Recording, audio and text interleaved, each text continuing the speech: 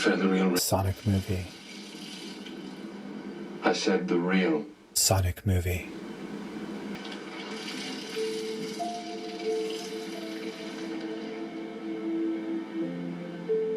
Perfection. Well, perfection might be a strong word, but today we're talking about Sonic the Hedgehog, the movie, which is almost as clunky to say as the Transformers, the movie. No, not that one. The animated one. The good one. The one that came out in 1986? But went into production in 1985. The same year, another epic war was brewing. In September of that year, on Friday the 13th actually, video game company Nintendo released Super Mario Bros. On its Famicom console, which was very successful to say the least, and would go on to spawn one of the largest franchises of all time. But the very next month, trouble was already coming. Rival company Sega would release the Sega Master System and start to rise up and challenge Nintendo for the top spot in the gaming market, beginning what would be known as the Console Wars. The Genesis came out a few years later and was doing well, but Sega just seemed to be missing something. And that something was a colorful mascot who could go toe-to-toe with that darn plumber in his impressive games. And thus, Sonic the Hedgehog was born.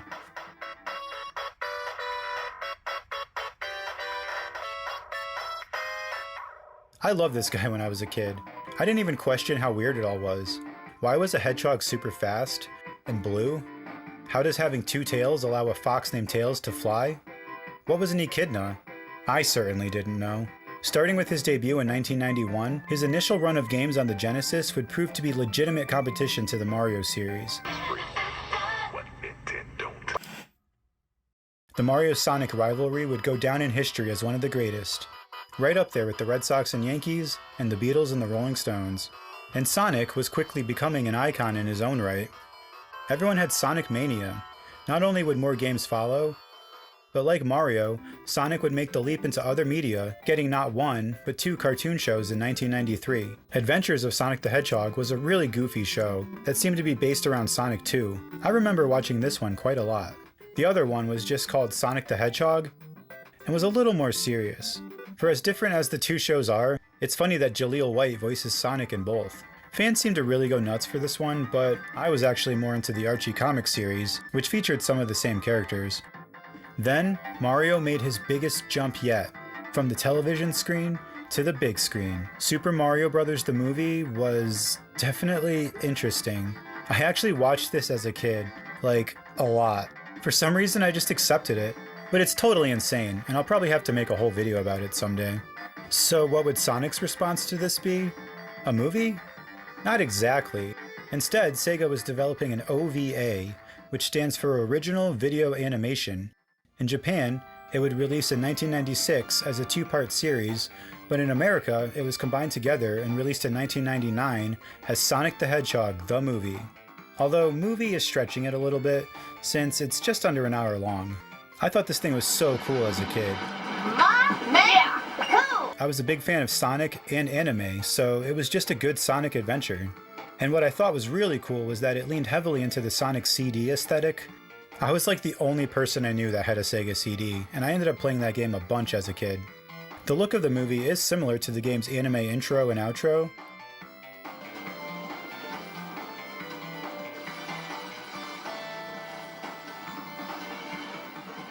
Sonic uses his super peel out a lot, and most importantly, the movie features Metal Sonic, who I always thought was one of the coolest characters.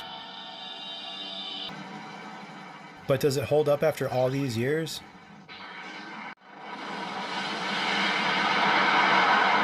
It just broke apart! The opening is kind of creepy. It's like a little reminiscent of Nightmare on Elm Street. We see Metal Sonic being created by Dr. Robotnik for the purpose of killing Sonic? When you awaken, kill him! Wow, I feel like cartoon villains don't usually just come out and say they want to murder the main character. Sheesh.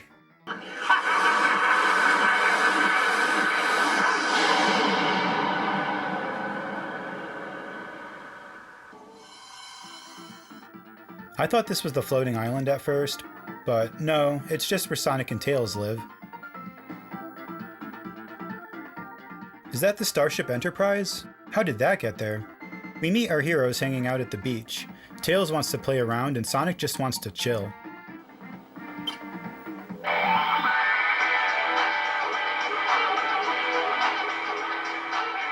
The voice acting in this is a little all over the place and borders on being annoying at some parts. Hey, come out here, Sonic! I don't care if you don't swim. You should give it a try. Just don't show off so much that you forget to look where you're going. I have a high threshold for this kind of thing, but Tails' stuffy little kid voice is a bit much sometimes. Sonic, on the other hand, cracks me up. He is so over the top and theatrical. Trying to run away? I won't let you. Then we are introduced to one of the most annoying characters, Old Man Owl. He is a total buffoon, but fortunately he isn't in the movie all that much. His ship is on the fritz, and this gives us an early chance to see Sonic and Tails in action. Why does he need a ship anyway? Can't he fly? He's a bird, right? Tails can fly and he's a fox. He comes bearing news that the president... The president? He wants us to come to the presidential house right away. That please hurry. You know, it might have been easier if you just called to tell us that. I could have done that too. And they get ready for takeoff. Did Tails build all of this? Old man, take care of the place while we're gone. Of course, you can count on me. Sure we can. Ready to go, Tails? Right.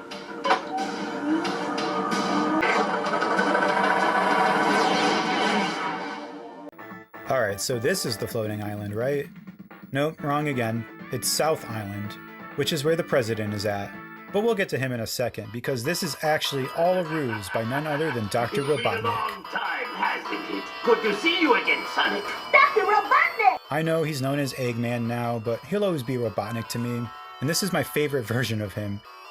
He's so ridiculous and zany. I always think he's gonna bite Tails' finger here. That's a funny way to thank us. He has kidnapped the president and his daughter Sarah in order to draw in Sonic and ask a favor of him. The president is pretty useless, and Sarah just seems like she's from a completely different anime. Help me, Daddy. Her design doesn't quite go with the rest of the artwork. I was gonna say it's weird that she has a tail, but Tails has two, so I guess it's not that weird after all. Robotnik explains that Planet Freedom is made up of two parts. The world, the one you live in, is known as the land of the sky. Tell us something we don't know. Shut up! Heed me! Anyway, the land of the sky above and the land of darkness below, which is where he used to live in Robotropolis, until a new foe named Metal Robotnik invaded and took over. And now, if Sonic doesn't go in and intervene, this compromised generator will explode and basically destroy the whole planet. It's funny how Sonic is just like, nah, I don't want to help. But then everyone is just like, please, and he's like, okay, I'll do it. They fly off, and meanwhile we see that Robotnik is not the best at holding people hostage. I hate it when characters play as themselves in games. It just seems lazy. Why not just have them playing a Sega? I do like how the robot henchmen in the back are just like washing the windows and stuff though. Look! That must be the entrance to the land of darkness. Right below us. Sonic and Tails make their way down to the land of darkness. The land of darkness. This next part is like straight out of the game. They dodge spikes, they jump on springs, and tangle with familiar enemies. But weirdly enough, Sonic's trademark rings are nowhere to be found in the whole movie. They end up in what appears to be the ruins of New York City. After exploring for a few, they head off to Robotropolis, but they are cut off by the aforementioned antagonist, Metal Robotnik.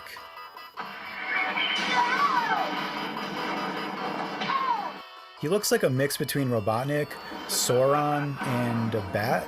He's pretty imposing, especially the shot of him appearing, and here when he's walking through the rain. I know the internet clowned on Ugly Sonic for his weird human teeth, When the internet got one look at my human teeth and burned the place down. but these are pretty disturbing too. And here the movie makes a drastic departure from pre-existing Sonic lore. I'm well aware that neither one of you can swim! Actually Tails has been able to swim ever since Sonic 3. Do you even play the games, bro? Our heroes think they have given Metal Robotnik the slip, but he's onto them and starts spraying them with this sticky stuff out of his butt. This guy is wild. What is this stuff? Tails is caught in it, and before Sonic can help, He's hit with a barrage of missiles that lights up the entire city.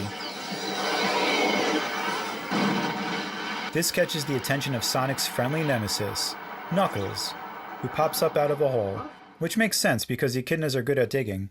He turns a missile on Metal Robotnik, but now he's stuck too. Just in time though, Knuckles makes the save, and once they are all free of the goo, they team up and take him down. But what's crazy about this part is that Robotnik and Sarah have been inside of this thing the whole time. The movie hinted at it before, and we definitely see them afterward. So how did they survive this? He goes right through where they were. And then for good measure, he cuts through the other way and it explodes like 100 feet up in the air. They part ways with Knuckles for now. And by now, I literally mean for seconds because he immediately changes his mind and joins them. How is he just floating?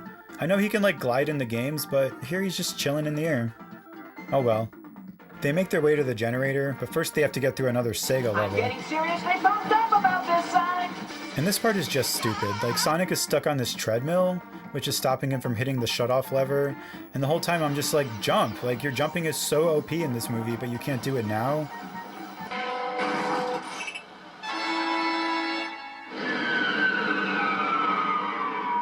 But it turns out it's a trap. Sonic is closed in this green energy field, and then everything starts to crumble. And man, this movie is on point with the villain intros. Metal Sonic emerges and it's pretty epic.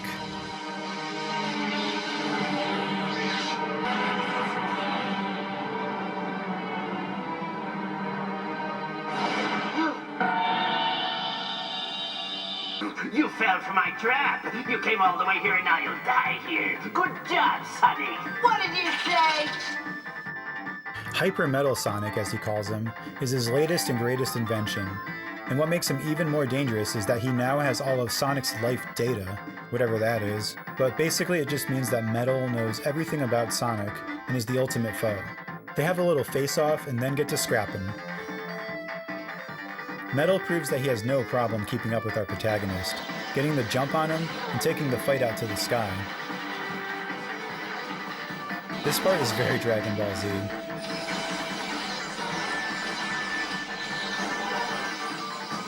Where did he go? And this kick is pretty sweet, but how did Sonic not dodge that? He comes flying in from a mile away, does a full stop, full wind-up, and then clocks him.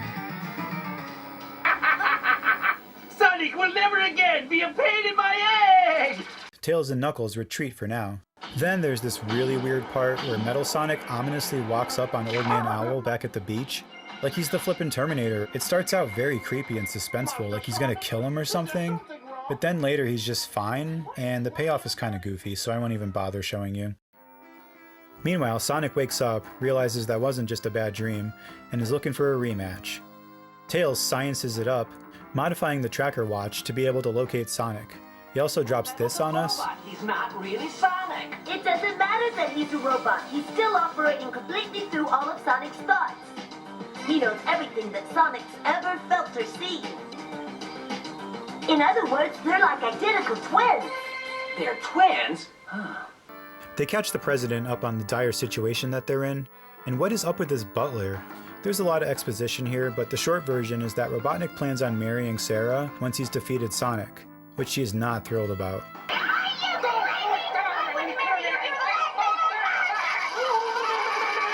And Metal's ultimate target is the North Pole, where there are glaciers with lava in them that extend all over the planet, and if destroyed would cause mass devastation. Okay, this is starting to make no sense. There's magma inside of ice? How does that work? All of our Sonic heroes ride north for the epic climax. And Metal is so extra here. He sees Sonic coming, and does this cool little fist clench, and then somehow buries himself under the snow just to make a dramatic entrance before they have yet another face-off.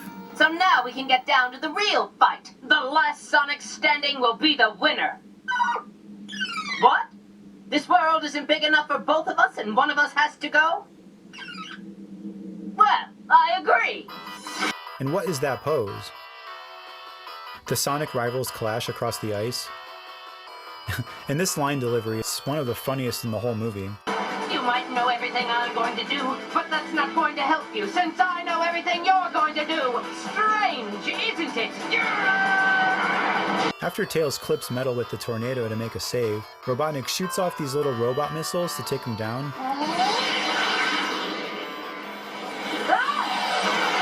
Remember that one though, it ends up actually mattering later, which is the only reason why I mentioned this.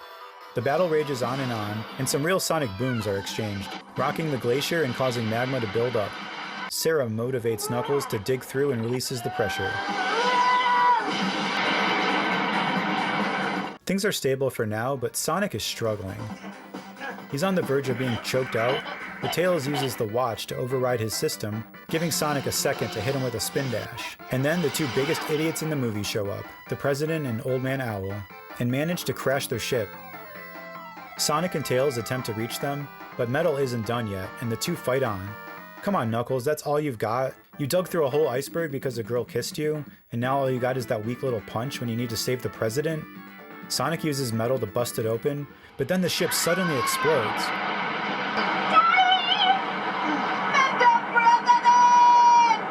But Metal Sonic saves the day.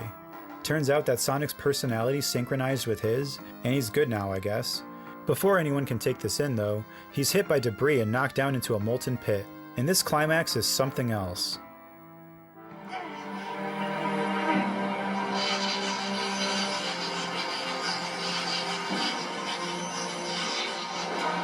Grab a hold of my hand!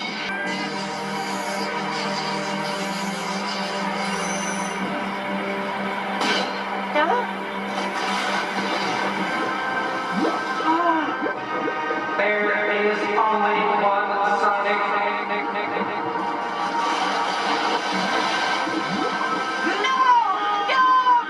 I'm not crying.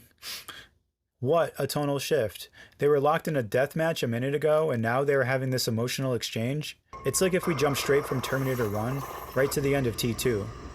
I know now why you cry.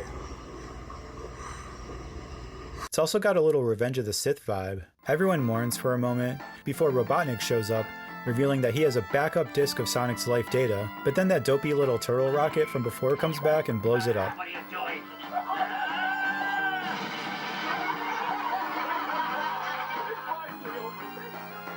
So yeah, all is well. And that's about it for the movie.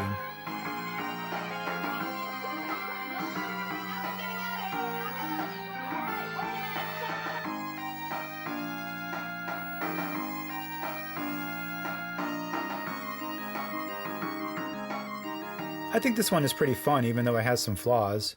Enjoyment will probably be based on how much you can put up with the more obnoxious characters and jokes. The worst offenders are Old Man Owl and Sarah, in my opinion. She has quite a few cringy moments that I didn't even bring up in here, so be warned if you actually decide to watch this for yourself. Sonic is great though. Like I said before, he's very theatrical with his lines, and I think it's a fun version of the blue guy. I would say Robotnik is just as entertaining. He's the perfect over-the-top goofy villain, and he has some of the funniest parts in the whole movie. And Metal Sonic is right up there too.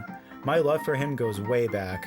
The first issue of the Archie comic series that I read actually featured him, and from then on I've always just thought he was pretty sweet. Maybe I'm just a sucker for evil metallic versions of the main character. And Tails is cool at some parts, but he's also pretty annoying. If I had $1 for every time he was like, "Sonic, help me! Sonic, Sonic, Sonic, Sonic!" I could probably afford this movie on VHS. The animation isn't the best thing I've ever seen, but it's on par with most of the anime I remember watching at the time. And the music bops throughout, especially during the action scenes where it sounds like it's right out of the video games. And I'm glad it's not quite feature length because it's a fun ride, but if it went on any longer, I feel like it would overstay its welcome.